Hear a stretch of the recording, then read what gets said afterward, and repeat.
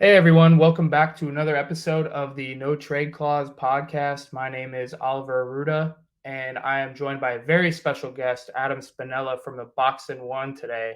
And we're going to be diving right into contextualizing some of these off-season moves that have happened here over the past several months.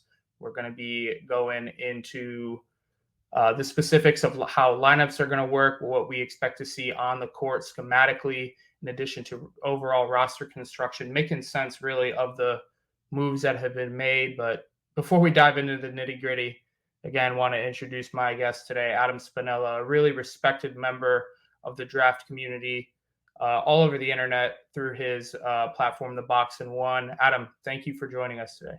Yeah, Oliver, thank you so much for having me here. It's a flattering intro. Don't know if it's well deserved, but more than anything, I'm excited to be able to talk kind of about the nitty gritty side of things with cap sheets and how that's going to impact, rotations, things like that moving forward. What has happened over the last few months?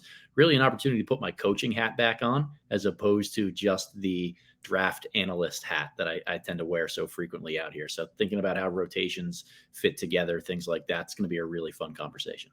Yeah, I'm definitely excited for it. So, kind of our game plan for this conversation is we're going to try to cover, we have 11 teams marked down. We'll try to cover all of them. Going to try to maintain a pace of about 5 to 6 minutes for each team. And we'll be sure to timestamp each team in our bio. So, if you want to get right to a certain team, to your team, if we do go over them, I guess a preview, if you're interested, we've got on the docket Boston, Brooklyn, Houston, Memphis, OKC, San Antonio, Dallas, Golden State, Phoenix, and LA Lakers. So if you want to be tapped in specifically for one of those organizations, just check the bio and you'll be able to get right to our discussion with them. And so as we go in through each team, I'll kind of start off by highlighting some of their major additions and losses, if any, for certain organizations, just so our listeners could get a broad scope of what they did, and then we'll dive into what we see happening on the court. Sure. But in my first question, Adam, and this will require you to put your draft hat back on just for 1 second. Sure, you got it.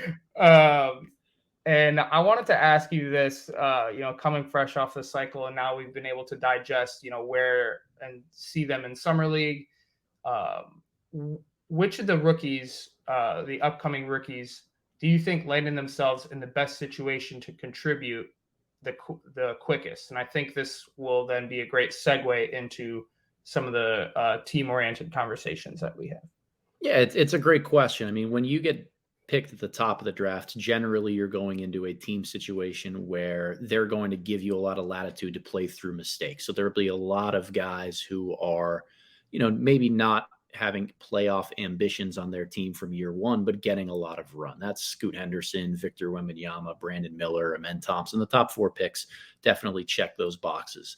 But as you get a little bit further down in the draft, you find those guys who are on teams with playoff aspirations year one. So Jarris Walker, who ended up in Indiana this year, is one guy who I think is going to be able to play right away.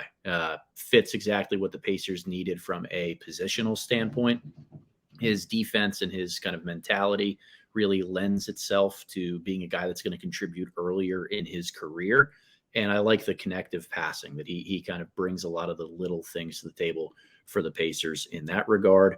I mean, I definitely think that, Grady Dick will get some minutes in Toronto because that's a team that desperately needs floor spacing, and his role is pretty simple in terms of translating what he did at Kansas to what he'll have to do in the NBA. And then if there's just one other guy that I would kind of throw out there as having a role a little bit earlier on, I do think that we're going to see fairly consistent minutes from Derek Lively in year one. I know there's a lot of big men in Dallas, but the sky's the limit for him. And what he's been able to prove as a rim protector is that he gets better on the fly. He needs those reps to continue to become the best version of himself, whether that's 12 to 18 minutes on a good playoff team. I think that's a reasonable expectation to set for a guy like Lively. Mm-hmm. Yeah, I want to go back to the first guy you mentioned, Jarris. He was also the very first name on my list. I think he fit exactly into what Indiana needed, and I think he's such an excellent pairing with Miles Turner. that it just makes too much sense. And he doesn't have a whole lot of competition in terms of minutes. Like he could get thrown right into the mix and then have all these opportunities to gel with the other core players within the organization, with Halliburton, Mathurin, and they could really start to grow together. I think continuity is so important for young players to be able to build relationships on the court, to be able to figure out the nuances of your teammates' games early. So he should get that run early. You mentioned some of the other big names, but two others that I had circled, and again, aren't necessarily because of the system or they've got great players around them to make them look great. I mean, even though they do in some cases, but not. They're going to get thrown into the fire right away. And that's two guards in the West. I think Keontae George and Jalen Hood-Schifino, the two names that stood out to me purely because of the depth or lack thereof. I mean, Utah, you've got Colin Sexton, Jordan Clarkson, and Chris Dunn. Like those are the guys that are going to be handing the ball primarily. Right as of this moment, I mean, we still got a little bit of time before training camp, a few more free agents out there. So This conversation could look different in a week from now. But we will see. As of now, I would expect Keontae George especially to get rotation minutes early on and to really be thrown into the fire for a Utah team that, after this John Collins trade could swing themselves into winning basketball pretty quickly. And he was a huge winner of Summer League. I mean, Keontae definitely showed that he belongs on an NBA floor sooner in his career rather than later. It's a good call. Yeah. And with Jalen, kind of a similar situation. I mean, they signed Gabe Vincent, but I think kind of after this most recent playoff run, we saw that Gabe can be most himself, kind of moving off of the ball and going through some, fighting through pin downs and really bringing a lot of gravity to him. And Jalen could be just that excellent floor general that we saw at Indiana. And hopefully we see more and more shades of that game he had against Purdue, being able to kick out and to make everyone else on his team look good as he is like controlling the tempo of his offense. So those are two guys I wanted to throw into the fire as well. I love it. I absolutely love it. That being said, let's dive into our first team here. So we first want to talk about the Boston Celtics.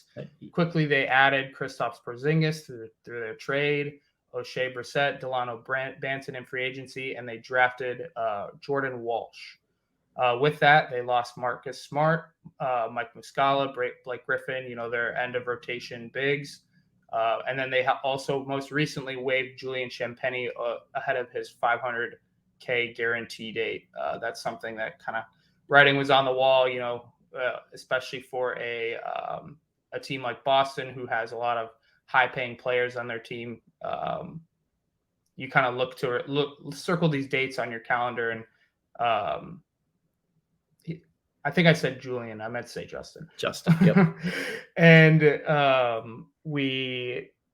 And so his time in Boston came to an end, but look for Justin to find another home soon in the NBA or, get it in the G. But first and foremost with Boston, what do you foresee their starting lineup looking like?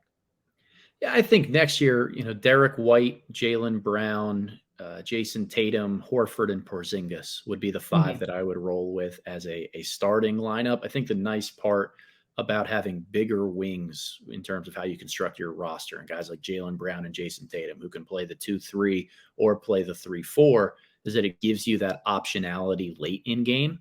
But early on in a contest, I think it's important to set the tone, a little bit more length, a little bit more presence to control the paint, control the glass. So those things I look for teams to usually start a little bit bigger in that regard. I think Rob Williams is the right guy to come off the bench in that front court trio in trifecta. And Derek White has certainly earned the opportunity to become a starting caliber player in the NBA based on how he's defended and the continual progression of his his confidence in his catch and shoot game. That's a really important player to flank guys like Tatum and Brown with. Oh, yeah. We're off to a good start because I'm fully in agreement with you on that 5. I think the biggest point of debate will come with those big men. And you kind of touched on it. Is there any sort of, could you see scenarios in which you'd want to maybe not start, but give Robert Williams a larger role in a specific setting, a specific matchup, whether it be in the regular season or a playoff matchup? Maybe it's against the Heat again, or maybe it's, it could be in the regular season facing a Western Conference team like the Pelicans with Valanciunas, Steven Adams, bigger, more physical guys that Porzingis might not be able to handle on the block or something, for example.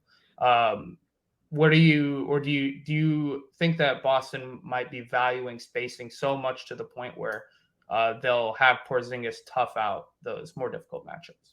Yeah, it's curious in that regard. Like, I think a lot of it is going to come down to the style of defense that really Joe Mazzulla wants to employ at that period in time. So I don't think of Porzingis as being best as a switchable guy. I think of him being a little bit more drop back towards the basket and just try to use his length to his advantage.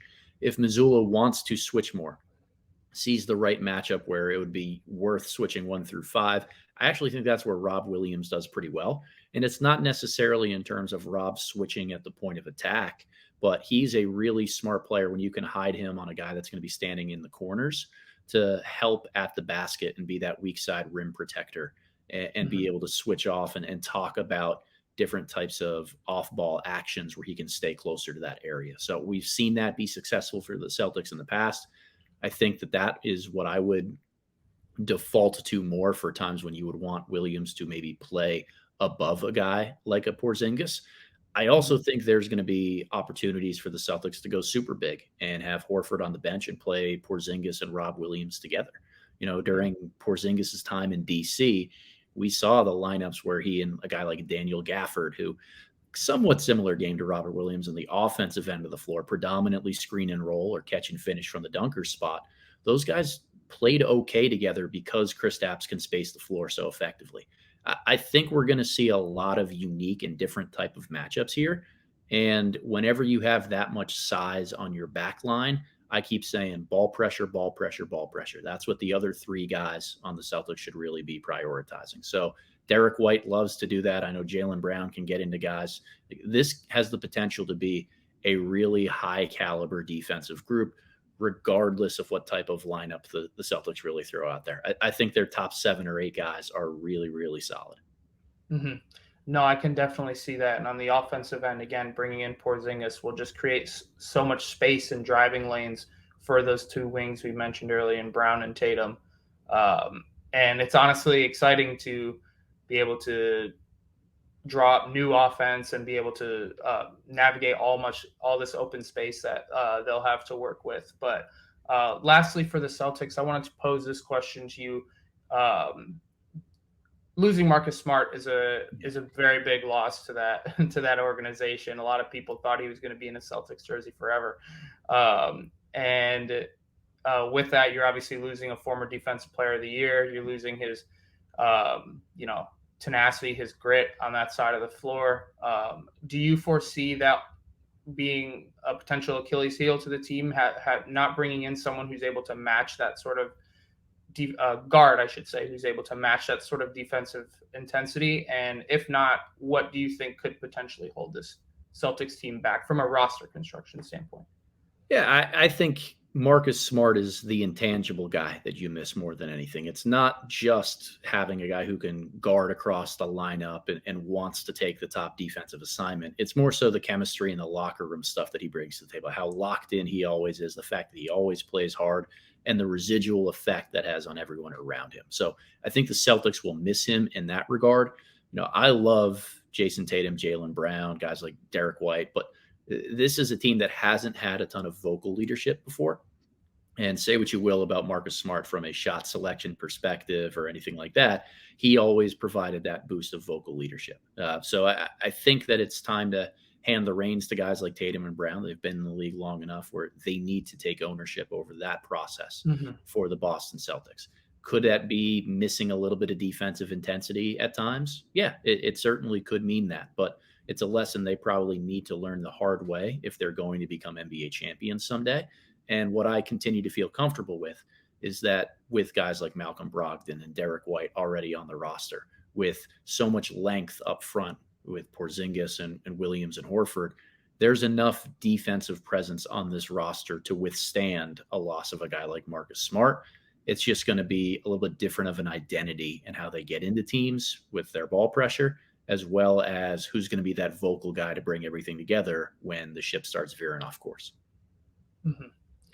Yeah. And lastly, again, just want to add one more quick thing about the Celtics, and that was their rotation. Now, we've talked a ton about the starters. Just want to add some tidbits about their bench players. And I just wanted to point out the fact that, Jordan Walsh has a background through his grassroots of, being a dominant offensive player and has all these physical tools that he was able to show on the offensive end. And then he gets over to Arkansas and has to be this, Swiss Army knife of a defender and has to really leverage his length. And most recently in Summer League, we saw that offense come back to life. And I think that's kind of what the reason why Boston wanted him in the first place was to be able to leverage that advantage creation and watch it blossom on an NBA floor. Do you see Jordan Walsh being able to kind of continue to make strides offensively and to add some more advantage creation to that second unit? Because if you kind of look at it right now, Peyton Pritchard, Malcolm Brogdon, Brissett, there's not a ton of it to offer right now within the reserves. So where do you see Walsh fitting in? Yeah, I challenge that a little bit. Like, I think Walsh at the lower levels of basketball, he was a good connective piece, but I don't think he flashed too much in terms of self-creation as a shooter or a scorer, or, somebody who could create for others in non-organic ways, right? Things where the ball didn't just find him and he made the right basketball play. I think that's always a translatable skill for him. When the ball finds him on the perimeter or attacking the rim in transition, he makes positive things happen. But I never saw a ton of evidence from his game when I was scouting him at the high school and AAU levels or in college that he was going to be a guy that can really create stuff with the ball in his hands in a half-court setting. So I think for him, earning season 1 minutes is going to be about the consistency of his catch-and-shoot game, continuing to buy into those intangibles and the defensive stuff. That he's got an incredibly high motor, Oliver, and that's what has really endeared a lot of people to Jordan Walsh throughout his career. So I think keeping a simple game for him is most important. But what we've seen from the Celtics team, while their non-starters might lack something in terms of scoring punch or self-creation, I think Brogdon, sixth man of the year, is a fantastic pick and roll playmaker. And when you add as many bigs as the Celtics have, I think you can just space the floor around those guys and they'll be okay. And then we know that Missoula, and dating back to Udoka and Brad Stevens before them, they like to always have one of Jaylen Brown or Jason Tatum on the floor. So when you're going up against another team's reserves, you've got an all-star with the ball in your hands. You've got a pick and roll tandem that can work and create you offense. Now that's where Jordan Walsh or Hauser or whoever else is in that spot up role can really come in and have a simple role off the bench for 12 to 16 minutes a night. I think that's a recipe for success. Gotcha. Yeah, I mean, definitely being able to knock down a corner pocket three is like a skill he should definitely be working on within their facility every day. And so we'll look forward to seeing those reps early on in the season and how he handles them. And then this guy, he really sets his own limits in terms of his success at the rate he's knocking down those shots, and also his energy and his versatility on defense. No doubt about it. But with that being said, let's get moving to our next team. We got the Brooklyn Nets, and we'll try to keep moving here at a better pace. That was one of our longer teams, so hopefully we can get moving along. But with Brooklyn, they added Dennis Smith Jr., Lonnie Walker, Darius Baisley, and drafted Dariq Whitehead, Noah Clowney, and Jalen Wilson. Jalen, I believe, is on that two-way role. Yep. And then Derek and Noah are on standard rookie scale contracts. With that, they lost some of their key role players, Yuta Watanabe, TJ Warren, and Seth Curry. So my first question, and I believe this is at the crux of everything for Brooklyn, is Ben Simmons with his everything off court aside when it comes to time to play in basketball and him lacing him up. In the year 2023, what is his best position on the floor for the Brooklyn Nets? I'm going to have to give you a cop-out answer here, Oliver. And this is not me trying to duck the smoke in any type of way here, but it's been a couple years since we've seen a healthy best version of himself, Ben Simmons. I think it's really hard to know what a best version of himself, Ben Simmons, is going to look like in the year 2023. I think that regardless of what position and label you put him in, I think that he needs another rim protector behind him defensively. All this talk about small ball five stuff only works in my mind when you play him in a big lineup across the board where you plan on switching and you have weak side rim protection behind him. Like his best defensive days were pressuring opposing guards and using his length and size on the perimeter. He needs to have that quickness back in order to fulfill that role. And if he doesn't, defense is probably going to be hard for him in whatever role he's tasked with. Plus, when you got a guy like Nick Claxton, that's a great rim protector at the five that you want to keep on the floor. Offensively, it doesn't matter what position he plays. He just needs shooting around him. So if Ben Simmons is going to be the best version of himself again, it's probably in an up-tempo system that thrives in transition, where he's surrounded by shooters, and he's got a lot of rim protection and versatile size and athletes around him. I think the Nets have a case to construct that roster next year, but it's just so hard to rely on a guy like Simmons based on what we've seen the last couple seasons. Mm-hmm. Yeah, and given their like you said, their current roster construction, and for what it's worth, I don't think that's a cop-out answer. Sure. Having it because basketball is so positionless now that as long as you have necessarily the right skills around a given player, then that's what matters. Doesn't matter, when you're drawing up the play, if you have them under the five or something, then it's more so about the skills around them. And I do think Brooklyn definitely does have the skills. A guy like Royce O'Neal, for example, a great shooter to have moving around him, or Nick Claxton being a rim protector, Mikal Bridges being able to guard up and down the lineup, as well as being a great offensive creator, being a threat on pretty much everywhere around the floor. It really does feel like he's able to kind of fit in, I guess, kind of, if you had to give an answer, maybe around as a forward. And then we'll see kind of how trained his eye is currently in terms of playmaking. And as the season goes on, maybe that can open up some doors as a offensive initiator, getting into some pick and roll action. With that being said, there are a handful of starter caliber players on this Brooklyn Nets roster. I mean, to just rattle off a few, I mean, Spencer Dinwiddie, Royce O'Neal, Dorian Finney-Smith, Cam Johnson.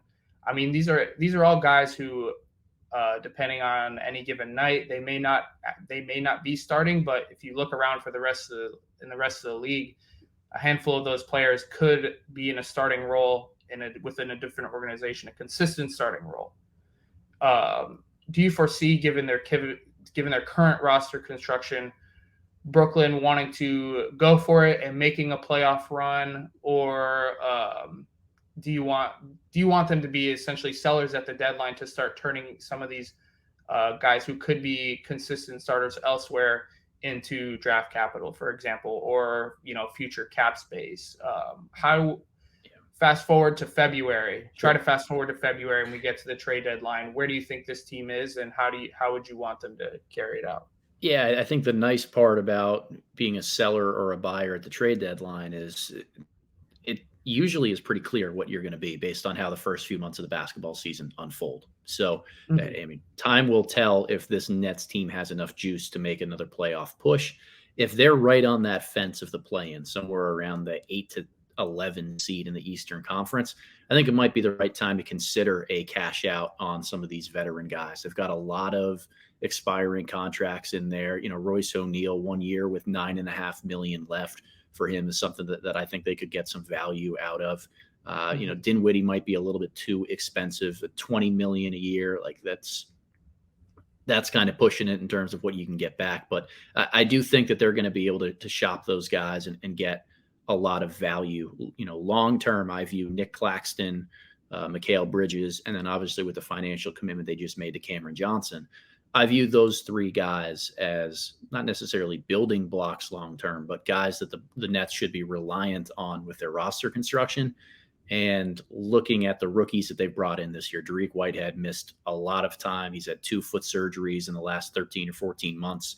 Hard to depend on him. I think Noah Clowney, another rookie who's a one-and-done guy, is going to need a lot of time. So there's plenty of opportunity for them to let their veterans rock early on in the season and reevaluate things in February. I would not be surprised if a guy like a Royce O'Neal is on the move by the deadline, though. Yeah, no, he's definitely a great name to watch, especially making that mid-level salary money, and given his skill set primarily as a shooter and a guy being able to guard wings at a pretty decent level, he could be a great asset for a championship organization at the deadline. And you gotta figure he's worth some pretty solid draft capital. For those teams. And so we'll see how that plays out.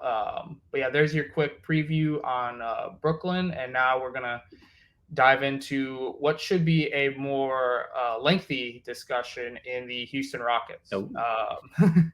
And this will be an interesting conversation for sure.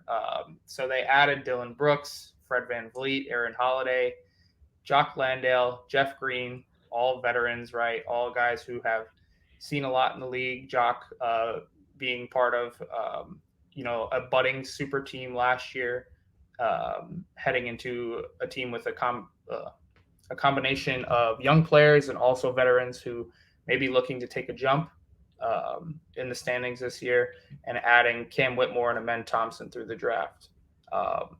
Bringing all those guys in, they had to say goodbye to some of their young budding players like Kenyon Martin Jr., Ty Washington, Usman Garuba, guys that they were in their development process for at least a year, but had to shed some prospects in order to make room for these veterans. First and foremost, starting lineup. What are you thinking for Houston here? So I'm not as concerned with who starts necessarily in Houston. I think that a lot of it is going to come down to keeping guys like Şengün, Jabari Smith, and Jalen Green within that rotation. I think VanVleet and Dylan Brooks are probably the right two veterans to be able to pair with them. And I know that there are going to be a lot of Amen Thompson fans, myself included, who are hoping that he would find his way into the rotation. But if there's one thing we saw from the experiment in Houston last year, and what necessitated them going out and getting a bunch of veterans this offseason, it's that you don't want all the young guys on the floor at the same time. You need to find that balance between letting the young guys explore who they are and learn how to play in the NBA while putting competent veterans out there next to them. So as much as I would love to just hand the keys to a rookie like Amen Thompson, I think that this is probably going to be a Fred VanVleet starting guy at the one there. And then Dylan Brooks might be best served sliding into the three, just to set the tone a little bit more with their defensive intensity more than anything.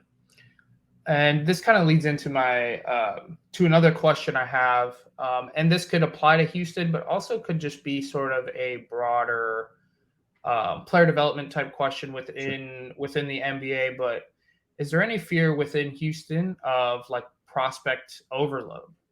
You've got Amen Thompson, Cam Whitmore, Jabari, Tari Eason, all guys who are in the budding stage of their career, and reps are so important. And for some of them, they can be at a premium too, given a overlap in position.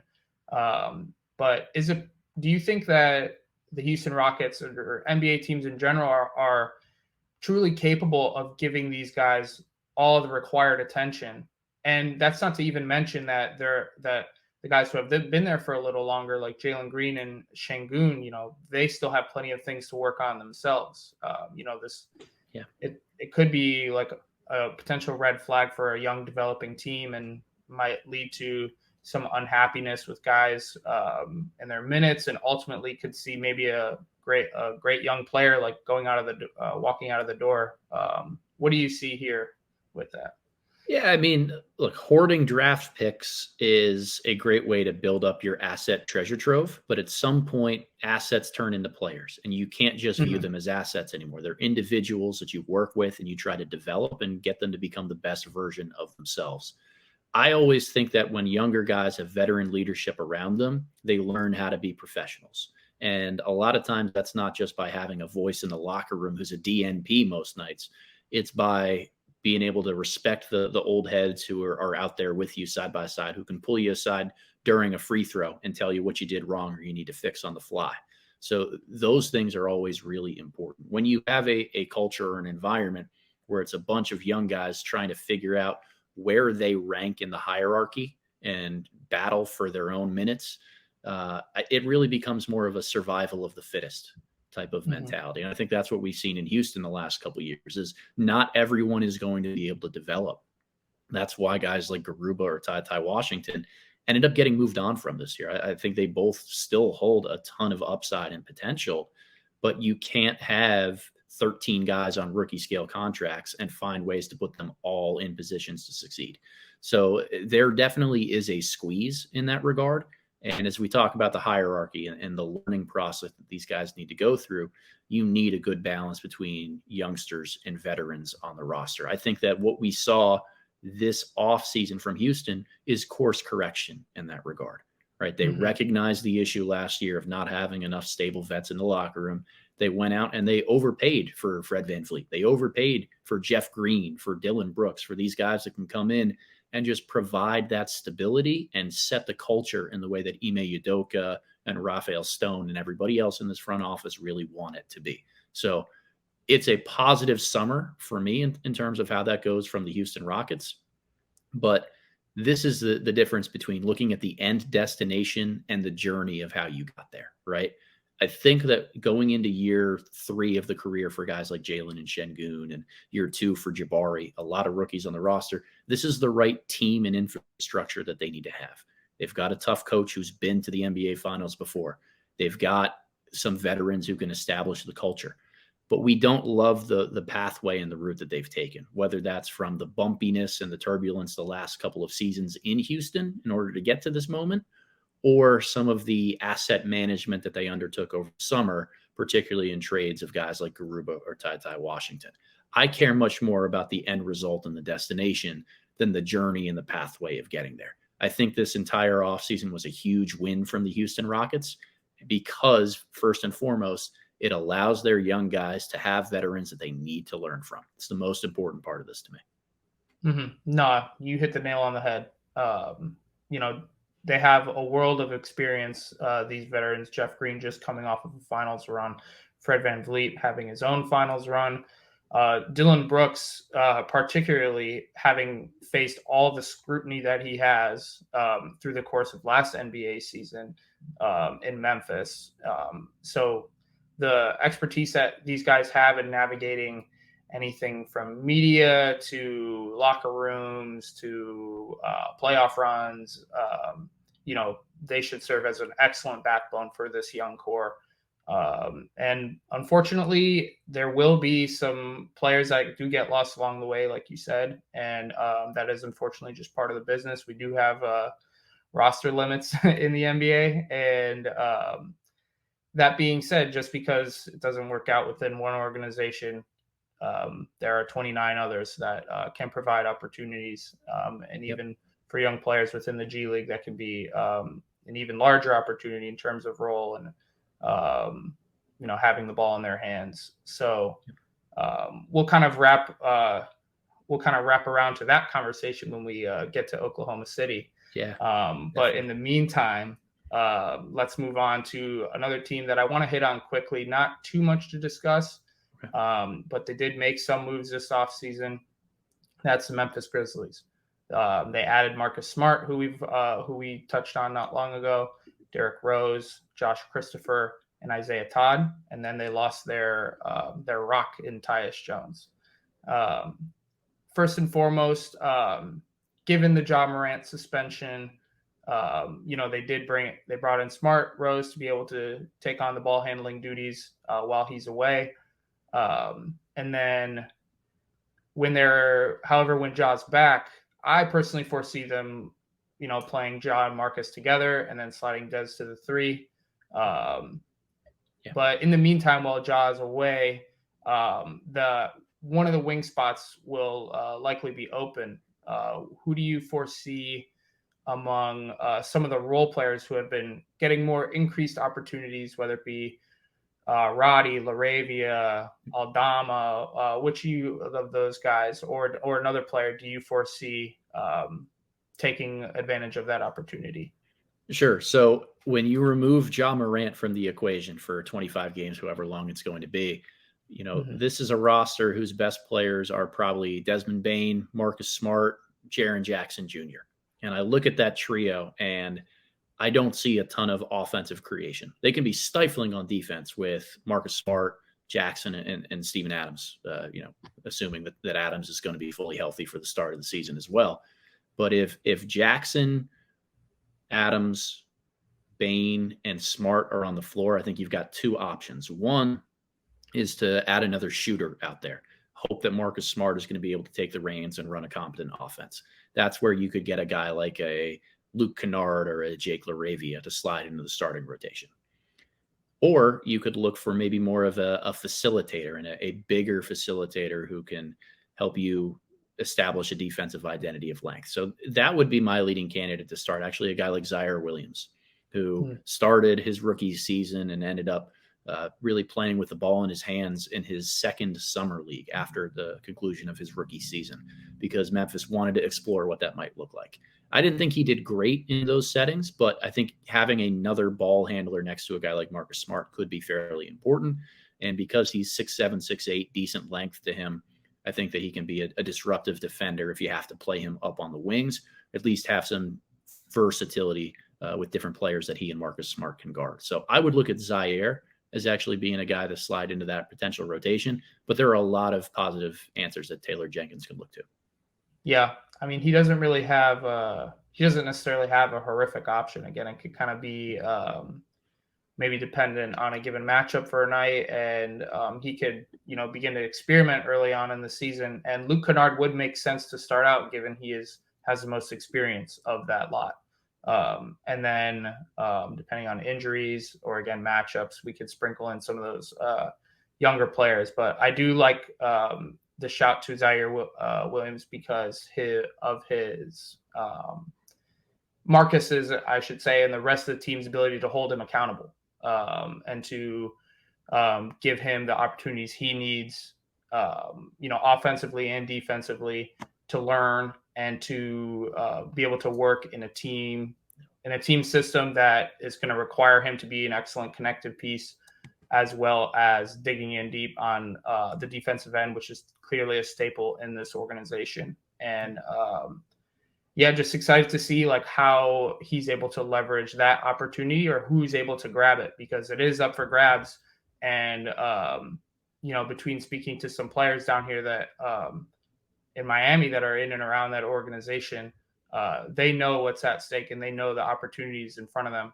And, stuff like those 25 games could make a career, if you play super well and you all of a sudden you make the decision really difficult for the Memphis front office and the Memphis coaching staff for when Ja does come back, similar to almost the last finals run when there were rumors of Tyler Hero returning and stuff. And it's like, oh, what are you going to take away Cody Martin's minutes? Like, right. There a few games could really change a trajectory like that. So excited to see who's going to take it over. Is there anything you wanted to add with Memphis?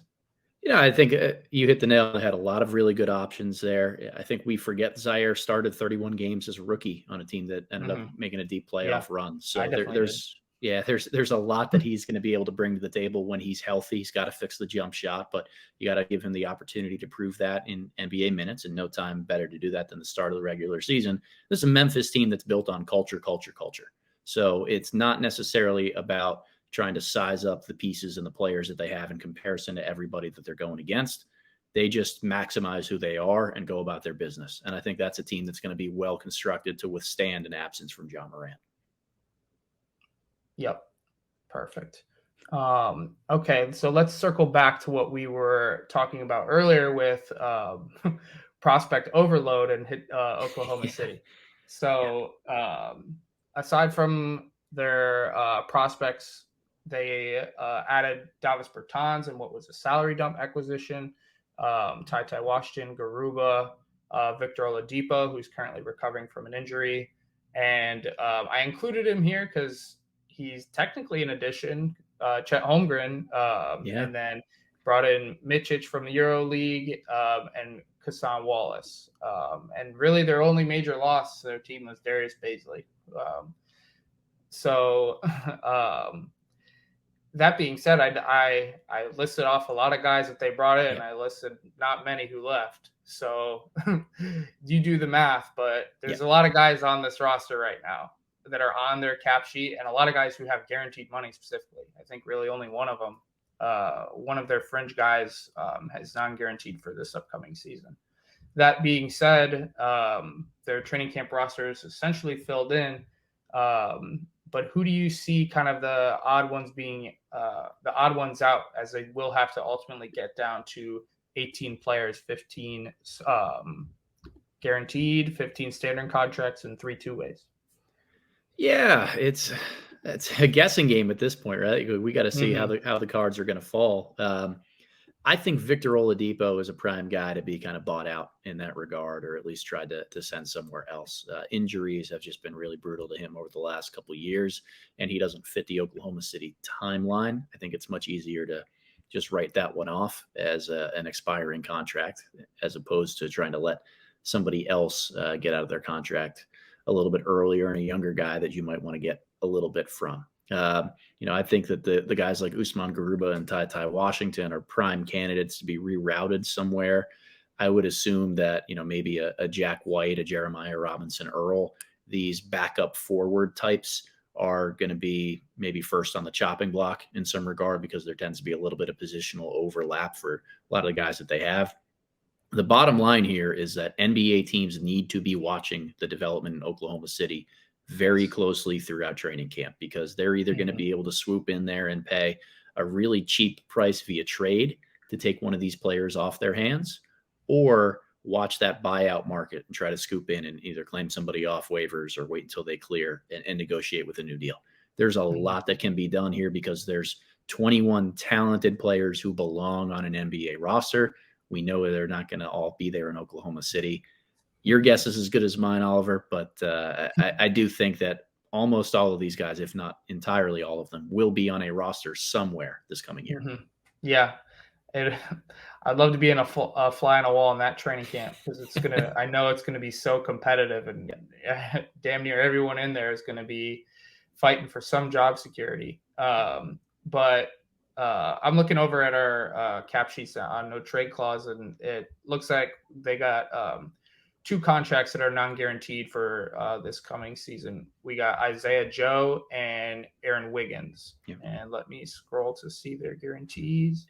So Isaiah Joe's got nothing guaranteed to date. He becomes fully guaranteed on January 10th, as does Aaron Wiggins. Standard. And so, those 2 guys, in terms of just from a financial standpoint, could be the easiest to go. However, I remember having Isaiah Joe having quite a productive season for them last year, so that could be a tough one to part with. Yeah, I don't think either of those guys are necessarily going to be on the chopping block from a talent standpoint. Like I think that the cap flexibility that Oklahoma City still has this season, just with it, and I'm sure you have the numbers in front of you in some regard, but they've still, they're not up against the luxury tax in a major way.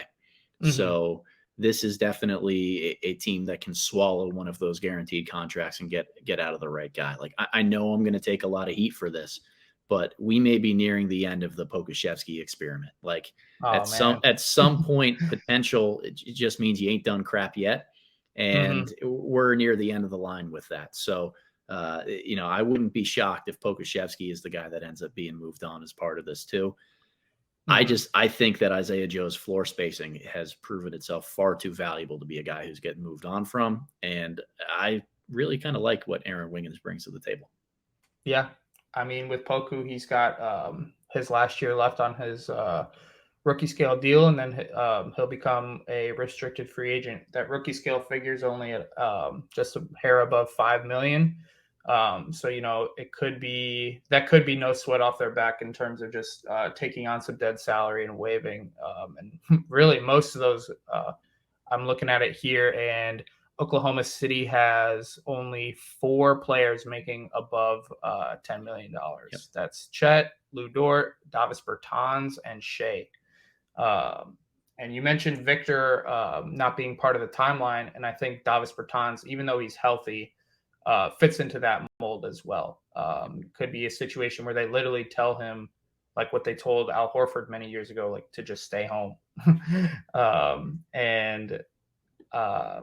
So I could see him being moved or even waived and stretched. Yep. So again, we'll see what happens. And there are a lot of cooks in the kitchen in Oklahoma City, and every other NBA team should be watching. I mean, it's with waivers, players getting waived. Most of the time, I feel like they clear the waivers within 48 hours, and then they just become unrestricted.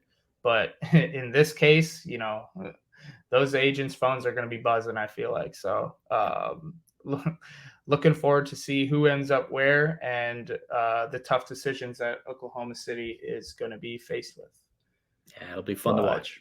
Yeah, that's for sure. So next team we're going to be talking about is the San Antonio Spurs.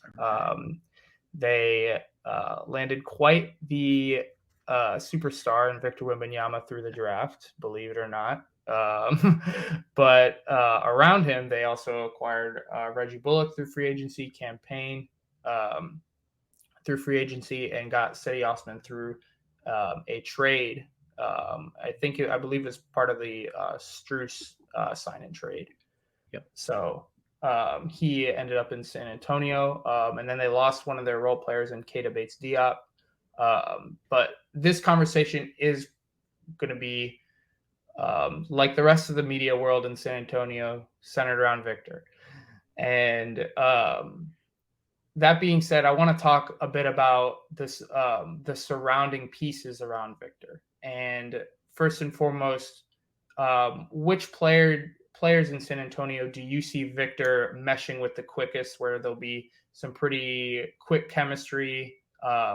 Who will he be wanting to get into 2-man game with, some actions with? Who do you see taking advantage of his skill set, which of his teammates? Yeah, so I think the funny thing about chemistry is that you never can exactly pinpoint who you're going to have it with in some regard. Like I think it's really easy to sit here and say like, oh, we'd love it to be Trey Jones because he's a smart, high IQ basketball player, probably going to be a pick and roll partner for a guy like Wemby a lot of the time. To me, that seems like the obvious answer, but you never truly know which players really hit it off, see the game the right way, communicate off court in a way that allows them to build that trust and bond right out of the gate. So if there's one guy I would say it's most important for Wemby to get on the same page with, it'd actually be Devin Vassell. And I think that Devin is the most slept on player in the NBA right now. Really, really talented guy who has turned into a two-way force. And before injury and kind of being in and out of the lineup last year, what an unbelievable ascent he took to become a pull-up scorer and a guy who can play with the ball in his hands. If those two guys can get on the same page, whether it's from the 2-man game or just understanding spacing and how to play off of each other, then San Antonio is going to have a chance earlier on in Victor's tenure there to become a play-in or even a playoff team. Mm-hmm. Yeah, Devin Vassell is definitely an interesting answer. For me, I was keyed in on outside of the guards again, which is kind of an easy one to shout out. But Jeremy Sohan, I think his ability to cut off of Wemby will be pretty important in terms of Wemby, their connection in terms of timing with cutting, Sohan cutting backdoor off of Wemby, whether it be at the elbow or in between the elbow and the block. I think that timing will be super important early on. And with Sohan's versatility, it should make it pretty easy for Wemby to initiate offense off of Sohan, making some high level off ball reads offensively. So I'm really excited to see that pairing, and I hope that they get a lot of run together to start. We'll see ultimately the lineups that are constructed around Wemby. But is there anyone on the free agent market, this past free agent market, that you look back and you're like, man, like that would have been sick to see him grow with Wembanyama, or he could have been a really great mentor to Wembanyama, or could have taught him a lot of given their experience in the NBA? Is there anyone that came to mind for you? I personally didn't see a whole lot there. I thought what they did within their free agency was fine in terms of getting Bullock, who's a great shooter, and then Osman, who can also space the floor and create. Campaign, who has been solid. But what are your thoughts? Yeah, I think San Antonio definitely looked for any of the right free agents to bring in, didn't find or wasn't able to sign the right guy, and then pivoted to use their cap space effectively to land some additional assets, future draft picks, play the facilitator role in a couple of these 3-team deals we saw with the Max Strus trade. I think I would have loved to see, and who knows if they actually did make a serious run for Austin Reeves.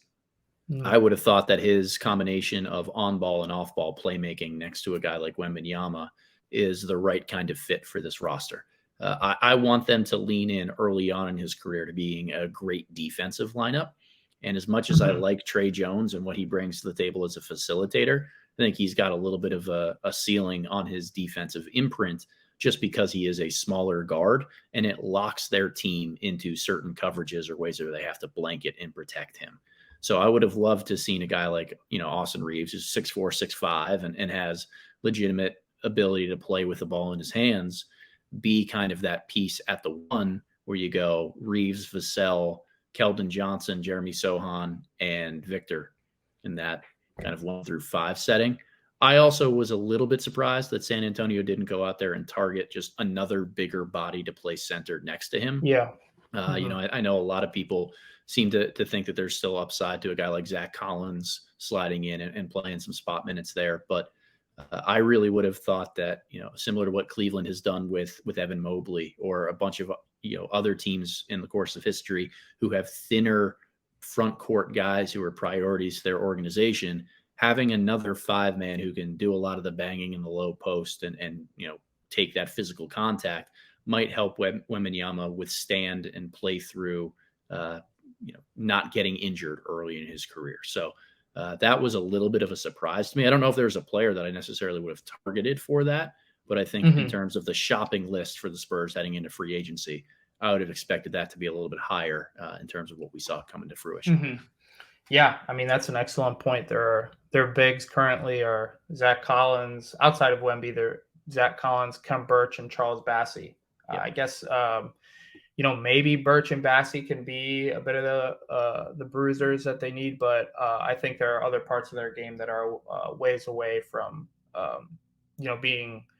having like consistent rotation minutes within the NBA.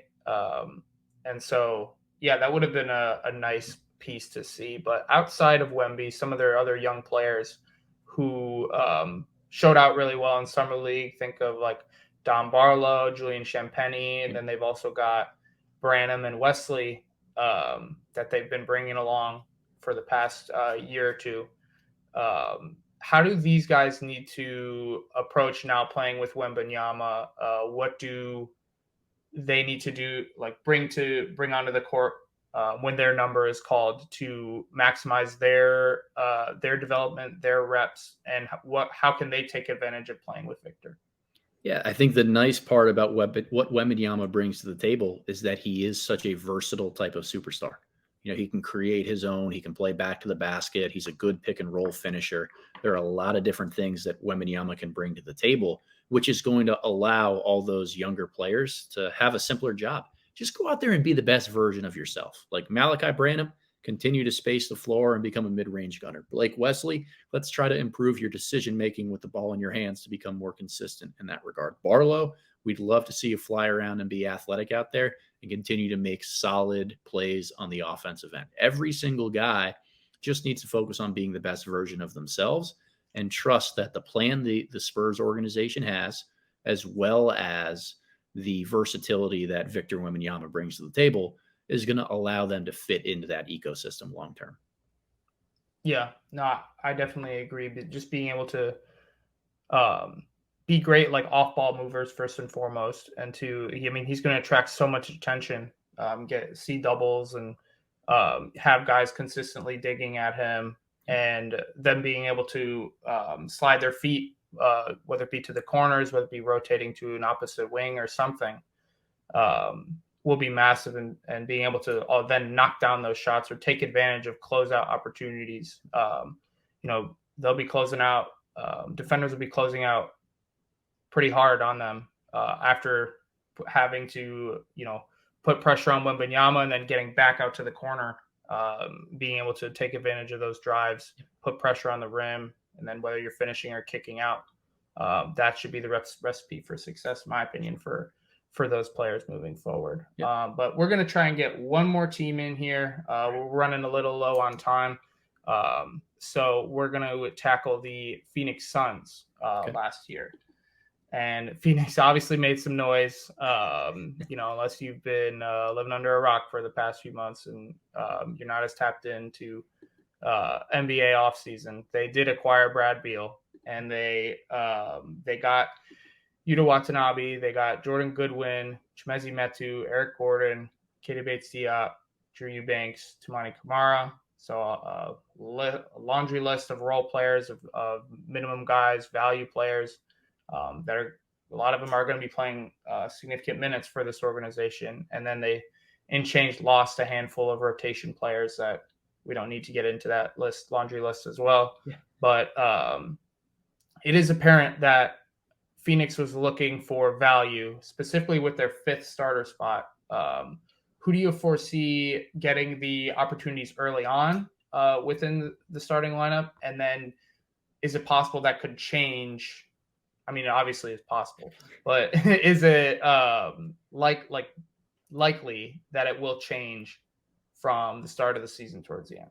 So I think Josh Okogie should be the incumbent in that role, and the guy who they trust to kind of be that fifth defender and kind of connective piece on the wing there. He's proved that he just provides an energy and a spark to the lineup that not a lot of guys, as I'm looking up and down there, kind of their roster right now, not a lot of the other minimum guys necessarily have that same punch at his size. So I tend to be a guy who really likes Josh Okogie and what he brings to the table. I would start him. The great thing about finishing lineups and closing lineups, Oliver, is that you don't need to be set in stone even when you enter a game. You can feel your way through things and see who ends up playing well for the first 45 minutes before you decide who's going to finish it in the final three.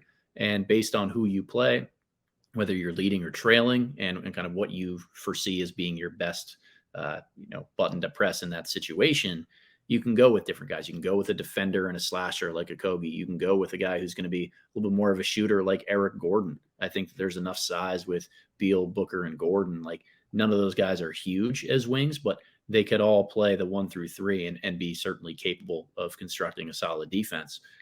To me, this is where Frank Vogel's brain gets to really take over and just do what's best for the Phoenix Suns. So I'd love to see a guy like Okogie be in there again, set the tone defensively, do a lot of those gritty things right out of the gate, try to help you settle into the game and build a lead. And then you can mix and match whatever you feel is best around that core four for your closing lineup. Yeah. And another name I wanted to throw in was Jordan Goodwin, coming over from Phoenix, definitely a slept on part of that trade, and I think he does share some similar attributes on the defensive end to Okogie. And again, on any given night, if Okogie's coming off an injury, a back-to-back, or anything of that nature, Jordan, I think, should get a lot of opportunity to fill into that role. And we'll just see how the season progresses and who's able to really take a hold of it. But in terms of the backcourt now, between Brad and Devin Booker, there's been speculation, but also there's been reporting coming from Phoenix that Brad is going to be the primary ball handler, and he's going to be facilitating that offense to start out with. But it'll likely be a tandem. But who do you prefer, given their skill sets and their track record, to be like the primary ball handler, at least to start out the season with? Yeah.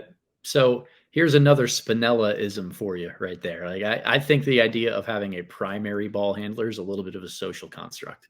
Like it's a very like late 90s, early 2000s. Who's your point guard? His role is to bring the ball up and initiate the offense every time. Like I think as we've moved into a positionless era and we have the abilities for roster construction to have just so many guys who are skilled with the ball in their hands that you can go matchup hunting. You can try to find the most advantageous one for you. And with guys like Beal, Booker, and Durant, like you want them all to have touches and have the ball in their hands. So I think designating one as the primary kind of does a disservice to all three in maximizing who they can be and playing together. Quite frankly, I think that's part of the reason why they wanted to move on from Chris Paul, is because his preferences and the style that he plays is wanting to be the primary. You don't make a move like this and go for a guy like Bradley Beal. I know he's younger and better right now, but I think one of the positives of this is that you remove that type A controlling piece. And now you can have a ton of versatility in guys who I'm cooking on this night. I've got this matchup I want to exploit. Hey, let's keep running this play because it's working. You can do that when you have three guys who evenly split that responsibility. And it could be even more difficult to scout as well. Like if you're, if you're the opposition and, it's easy to predict, okay, we got Chris Paul bringing up the court every time. For this initial action, if we know Chris is going to be the ball handler, we could switch it and get a bigger guy on him like right away. Versus, I don't know if it's going to be Kevin bringing it up. I don't know if it's going to be Brad. If it's Kevin, then obviously there are going to be certain guys we won't want to switch on him off of the first action. And there's just as you said, so much more versatility. So I hope to be coining that Spinella Coach Spins ism as well. Look, primary ball handlers, like that is a high school and college thing still. And it has to be because teams apply pressure on the defensive end in the full court. They try to turn you. They'll trap a little bit more frequently and do different things. You need to keep the ball in the hands of guys who are most equipped to break that pressure. But very few teams extend pressure beyond 35, 40 feet in the NBA. So this is more so just about, hey, who's going to get us into the set that we want at this period of time? I think that there's enough positive ball handlers and advantage creators amongst Booker, Beal, and Durant that Phoenix is going to have a ton of options. And even in general, there's just a lot more advantage creators and people who are able to break down a defense in the NBA versus in college or in high school. Yeah. So now rim pressure is a different question, but I don't think that any of these three solve that issue. And I don't think that anyone else on the roster really solves that issue. Like this is going to be a jump shot heavy team, in my opinion. And we've seen that from the analytics and the breakdowns over the last couple of years. Losing a guy like Chris Paul and replacing him with Bradley Beal, who tends to be more of a jump shooter by his own trade, is only going to accentuate that. But I don't think that that's solved by putting the ball in the hands of one of them and saying, hey, you're responsible for getting to the rim or a paint touch and creating easy layups for others. It's going to be a shared effort. Yeah. And that was leading into my last question for this was what ultimately could be the Achilles heel to the Phoenix Suns title aspirations. Obviously making all these moves. They've got a lot of pressure now to succeed, just like all the other super teams we've seen in recent history.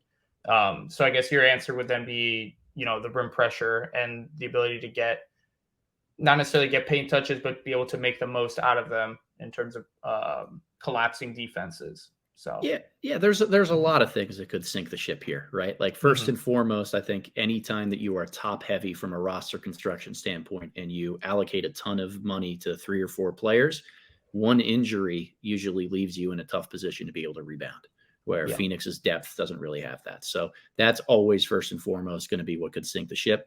I mentioned the lack of rim pressure. Like this is a team that's banking on being elite in the mid-range area. That's how they're going to be able to beat you. I don't think that they went out and they lit the world on fire with catch and shoot threats this summer, as well as I think they did at scouring the minimum market and finding the right role players. Not many of them are these dead eye catch and shoot threats who have proven that year after year in their career. So this is going to be a mid-range heavy team. They're just banking on having the 3 best players in the world at making those shots being enough to carry them to a championship. And then the last thing that I would identify is kind of personal strife in some regard. And I don't think that that's necessarily like Booker, Durant, and Beal going at each other. But from what we've seen from Frank Vogel teams in the past, he really likes his big men and his centers to buy into being that defensive anchor and getting a lot more pick and roll opportunities to score as opposed to post up touches. And I think DeAndre Ayton's got to buy into being in that role. That's not to say that I think that he won't, but that's going to certainly be an adjustment for him going to a new coach and a guy like Vogel, who is going to ask him to just be a dominant defender and a guy who cleans up the rest on the interior. That could go south if Ayton doesn't handle that the right way.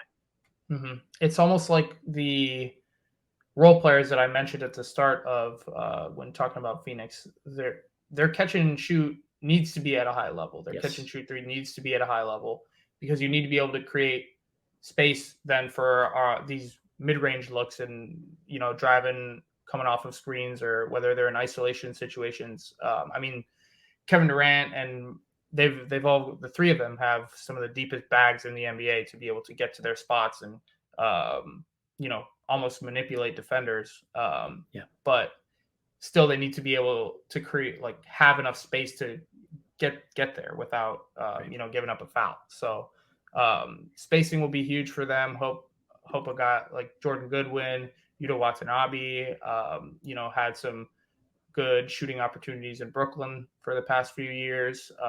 Eric Gordon is kind of known for his shooting, even though he is kind of tailing off towards the end of his career. We'll see how that develops. But again, those role players, and often as it is with championship teams, right, role players can make or break. So it's important to track those guys just as it is their big 3. But that's all that we're going to cover today. We did leave a few teams out, unfortunately, but look for some podcasts, some further content from us out in the future regarding some training camp moves coming through with not only the teams we did not mention, but for all 30 teams moving forward. But thank you guys for tuning in to another episode of the No Trade Clause podcast.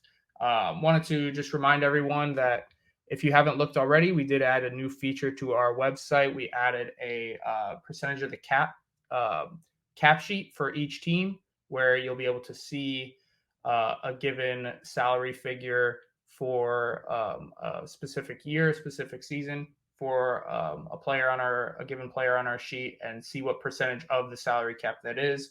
It's super important now to be able to contextualize that as salary cap. The figures are constantly moving up year by year through increased BRI, and we want to just be able to continue to contextualize that. When free agency first started, there was a lot of talk about certain guys getting overpaid without having context of the salary cap also increasing. So please continue to check that page.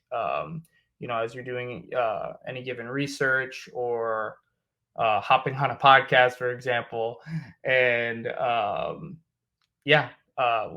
than that, we'll continue to be updating all of our other resources that you guys are familiar with. But